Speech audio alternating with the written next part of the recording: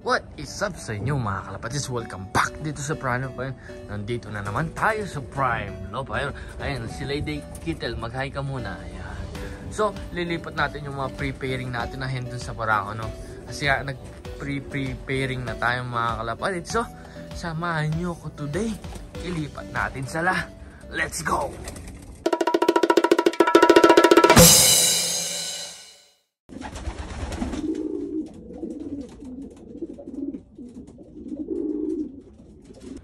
Ayan mga kalapatids, pasukin na natin tong kulungan natin. Ayan, naka-on na yung ilaw nila. Alas 7 nag-on na. Parang condition na yung mga breeders natin. Ayan. Tapos on lang na din natin tong sa may hen section. Ayan sila. So punta tayo dito sa mga barako. Ayan, tignan natin yung mga kalagayan nila, tsaka yung mga pups, kung maganda ba. Ayan, ganda ng mga poops na pakamang nila. So maglilinis muna tayo dito sa mga section nila. Ayan, uhulog natin doon. Ayan, tapos palabasin muna natin sila doon sa aviary. Buksan lang natin to. Magsisilabasan na itong mga ibon natin. Ayan sila, oh. Kondisyon na kondisyon mga kalapatids. Labas muna kayo. Labas muna. Labas na. Labas. O, labas muna, maglilinis muna tayo, ha? Balik kayo, pagbalik nyo dito, nandito na yung mga asawa nyo. Ayan. Ayan mga kalapatids. Sinarado na natin itong palabas sa aviary nila. So, ito yung mga box nila mga kalapatids. Yun nga, sa mga nagtatanong kung saan ko nabili to, itong mga pintuan niya. Nabili ko to dito sa Canada kay Guido mga kalapatids. Ayan, nasa swing dito, ayan o, paloob. Tapos malalak siya dyan. Tapos nabubuksan din to. Ayan o. Ayan, nabubuksan din dito. Tapos ilalak lang, ayan. Tapos kapag may itlog na, gaganyanin lang natin. Ayan. Ayan, nakabukas lang siya ng ganito pag may itlog na. Ayan, ganyan lang. Tapos pag naglilimlim na, tatanggalin na natin to para madali nating malinis yung mga breeder cage nila. Ayun mga kalapatids, so maglinis muna tayo dito. Ayan o. Ayun sila mga kalapatids, pinalabas natin sila kanina. Ayun, nabubulol pa. Ayun, nandito na sila sa aviary ngayon. Ayun yung aviary nila. Napaka laki mga kalapatids. Maluwalas. Tapos maglalagay pa tayo ng perch dome pa ganito. Across, 3. Kaya ito dudutungin natin pa ganito. Ayan. Para lahat nakakasampa. Kasi makukulit itong mga barako mga kalapatids. Ayan o. Gaganda nila. Ayan si GFL o. Si Red Monkey. Ayan. Ayun mga kalapatids. Kayuran na naman. So tanggalin muna natin itong mga feeder. Ayan o. Lagay natin dyan. Tapos kayurin natin ito. Baka magkayot palit. Soity! Kayot.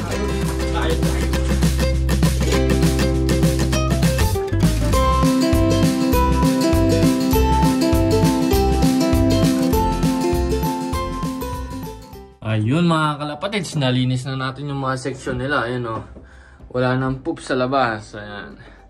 So gano'n lang yung paglilinis natin mga kalapatids. Mabilis lang, ayan. Kasi tapos sinuhulog din natin diretso dyan. Tinatawag kong drainage ng poops nila. Ayan yung mga heavy load, dyan nagpupunta lahat. Ayan. Nililinis natin yan once a week. Depende sa load ng poops nila. Ayun. So ilipat muna natin yung mga hen. Ilipat na natin sila dito sa mga kanilang section. Tapos papapasukin na natin yung mga barako. Ayun nga mga kalapatids. So ilipat muna natin yung mga hen sa mga box nila. So samahan nyo ako. Medyo matagal to ng konti. Yun mga kalapatids. So ito si Lady Kittel. Ito yung uunahin natin. Itong hen na to. Ayan o. Ganda niya. So ilagay na natin siya sa box 1. Ito yung producer natin ng first overall. Dito siya sa may box 1. Ito naman mga kalapatid, si Grutan's Black. Tawag ko dito Grutan's Black. Ayan. Isang hen. Ganda ng balahibo niya. Very soft feathers mga kalapatid. Balabalas na ibon. Lagyan na natin dito. Alphonse hen. Ito yung add-ons din natin. Na maganda rin yung mga inanak nila. Ayan. Magandang ibon. Lagay na natin sa box 3.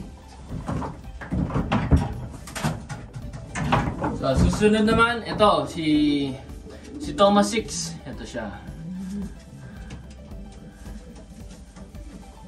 Lalagay natin si Thomas 6 sa box 7. Ayan. Dito pala siya. Susunod naman itong best kittle natin. Ayan, oh. Ito, nilagyan natin ng puwad kasi nahihirapan sila mag-pairing nung Porsche 911 natin. Pupunta siya sa box 4. Itong pang-anim na hen, yung Porsche 911 natin. Ayan din. Ito yung pakpak na ganda. Gandang ibon mga kalapatids. Mapapasana all ka. Lagay natin dito kay box 5. Itong Thomas 6 natin. Ayan siya. Thomas 6 Wolverine. Napakagandang hen mga kalapatids. Alam mo nito yun. Oh. Ganda. So lagay natin siya sa box 6. Susunod naman itong Jansen natin. Si Jansen Galgal. Nakikita nyo, nanginginig. Grabe yung vibration ng kalapati na to. Yan o. Napakagandang hen. Papares natin siya sa Jansen din. Pero may cross sila. Ito cross na rocket, yung isa cross na sakis. Yan siya. Lagyan natin sa box 8. Si second ace overall champion natin mga kalapatids. Si 41-49. Isang blue bar pied. Ayan. Ayan siya. Nanay nito, itong dark check, yung line breed na Brutans. Ito siya. Lagay natin siya sa box 9. So, ito, tsaka to, full sister yan mga kalapatids. Pinahiram sa atin ni Master Joven. Ayun. Ito si Baldado, kung makikita nyo, yung Baldado yung pakpak niya dito. Pero magandang breeder mga kalapatids, sa producer sila. Susubukan natin sila. Kinross natin to sa Chipo Cookman. Ilagay natin siya sa box 10. Ang gandang ibon. Magkamukha sila nito.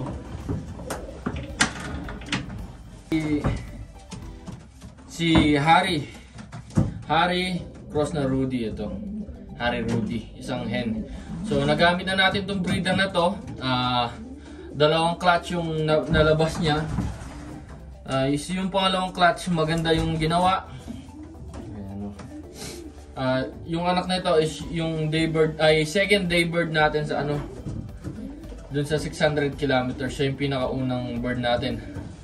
Out of 200 na ibon yata, nakapag-clock siya ng 39 place. Pang 39 siya. Ayan. Gandang ibon. Kapatas natin to dun sa Super Champion Kittle. Ito, tsaka yun, may pakiramdam ako, maganda yung gagawin ng mga anak nila kasi bagay na bagay sila mga kalis. So, ilagay natin to sa box 11. So, yung last natin na preparing itong Super Champion natin. Ayan.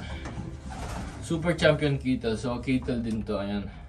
Nanay nito is yung nandito, yung kapatid ng Lady Kittle natin, si Baldado. Ayan, yun yung nanay niya. Yun ang gandang ibon. Kapares naman nito is Brutans Kittle, Harry Rudy, yung mili natin. Ayun. Lagyan natin to dun sa box 12 natin. Lagay na silang lahat. Umabot ng 10 minutes yung video Ikakat-kat na lang natin. Ayan, nasa kani-kanilang box na itong mga hen natin. Ayun, pumasok na. Nakita na yung mga chicks nila. Punta na kayo sa mga box nyo. Punta na sa mga box nila. Ayan pa. Ayun na yung iba Nakita na yung mga asawa nila. Ayan Ayan ganda panoorin.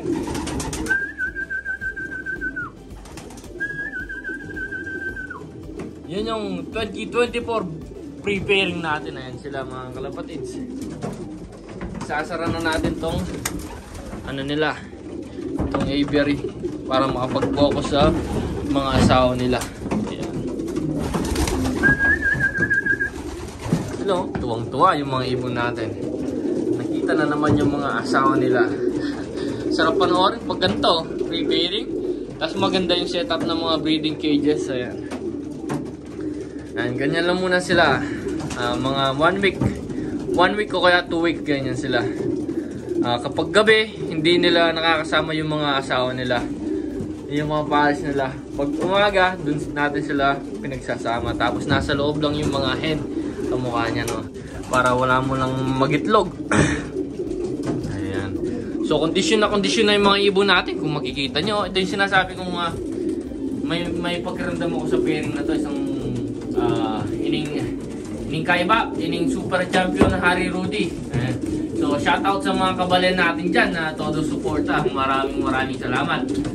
Salamat po mga dar. Salamat. Salamat kayo. Pilitan tamong mag-upload as much as we can. At least twice or 3 times a week yung upload natin. Ayan sila. Ito, may pakiramdam din ako dito kasi maraming crosses itong dalawang to. Yung lalaki, Grutan Skiddle cross ng Harry Rudy, is yung babae naman, yung blue check is Grutan Skiddle cross ng super champion, mga kalapatid. Ayan, napakalapit. Ayan na, yung best Skiddle natin, no? Ay, yung best Skiddle. Yeah. Itong Porsche 911 cross ng best Skiddle. Ayan sila. Sana magpares na sila. Ayan. Medyo sobrang aggressive nitong barako na to, kaya nag-aalangan yung babae na parisan nila. Kasi nga, yun nga, pag nagpapares din kayo mga kalapatid, so based on experience ko din is pag pinagpares mo sila, tapos nagbugbugan sila, medyo mahirap yung pairing nila pag gano'n. So gawin nyo is yung lagyan nyo ng divider na ganito para hindi natutukan ng barako yung hen. At sa ganung paraan is maiiwasan yung yung bugbugan nila at saka mahirap na parisan. Like isa hanggang 3 araw silang ganun. Pag nakikita nyo na nagkikis, pares na yun mga kapatid, sigurado na yan.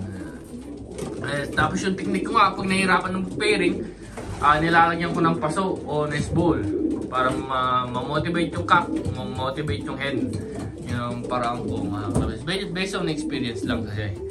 2023 breeding, lahat ng yung mga breeder ko noon puro ganon, puro basal mga kalapatid. So ginawa ko, nilagyan ko ng nest ball yung boxes nila, kanilang box.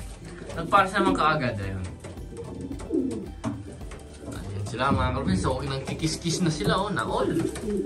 Itong ano natin, ganda panoorin.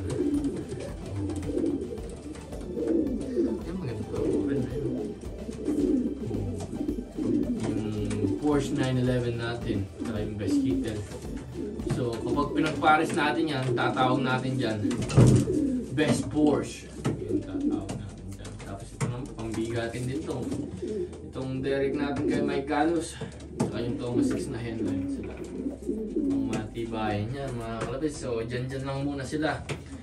Tapos dito ko na rin tapusin itong vlogs. Baka tapusin pa ng iba. Ayan.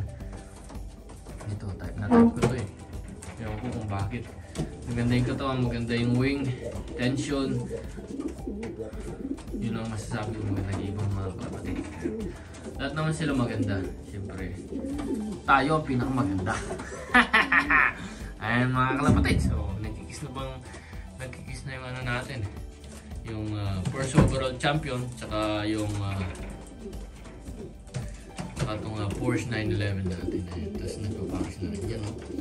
Sana mag-kiss na lang. Pag yan nag-kiss na, pares na yan sigurado. Tsaka bago ko sila pagsasamahin, gusto ko nagkakadal muna sila.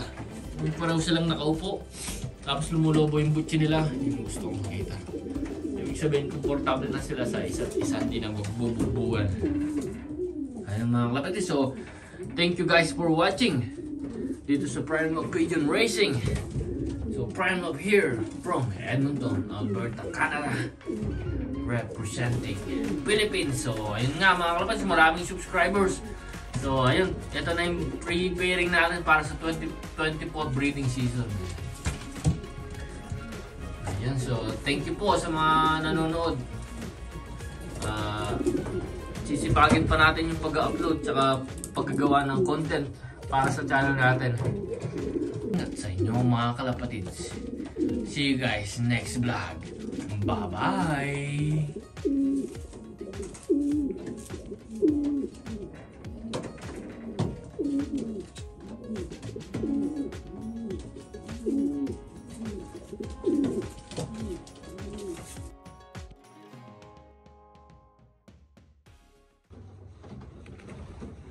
Dito na sila mga kalapatid, sa'yo. So time check 9:45. Nice. Fresh from 193 kilometers from Irma, Alberta mga kalapatid.